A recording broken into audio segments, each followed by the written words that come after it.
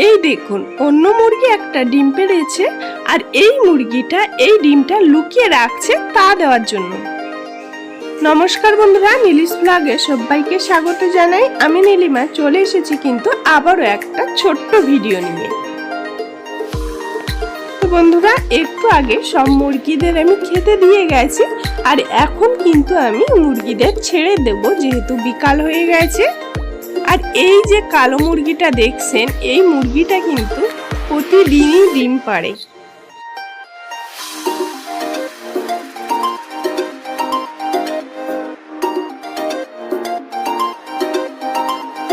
এখন আমি কিন্তু করকনাথ মুরগিগুলো ছেড়ে দেব। আর আমি তো ওদের একটু ধরবো বলে ভাবছিলাম, কিন্তু ওরা দেখুন আমার দেখে কিন্তু অনেকটা দূরেই চলে যাচ্ছে, আমাকে আর ধরতেই দিচ্ছে না।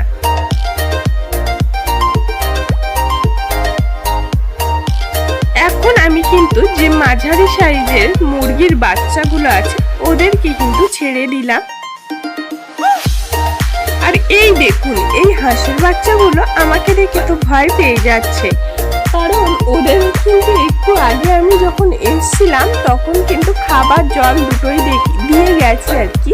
আর এখন যেহেতু ফোনটা নিয়ে এসেছি, ওরা ভাবছে এটা আবার কি জিনিস। তো আমি এখন ওদের একটু জল দেব, যেহেতু জলটা ফেলে পুরোটাই নোংরা করে ফেলেছে। তো এখন একটু পরিষ্কার করে পাত্রটা জল দেব। আর এখানে আছে 3টে ছোট ছোট মুরগির বাচ্চা।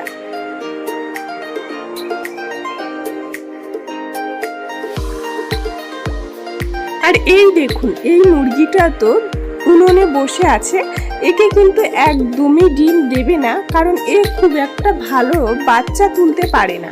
আর এই দেখুন অন্য মুরগিতে ডিম পেড়েছে আর ও নিয়ে কিন্তু তা দিতে বসে আছে।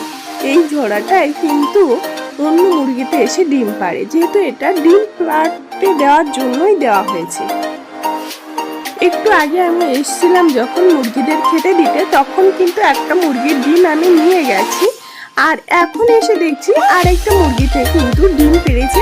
তো বন্ধুরা, ভিডিওটি আর বেশি বড় করব না, এখানেই শেষ করছি। ভিডিওটি কেমন হয়েছে অবশ্যই জানাতে ভুলবেন না।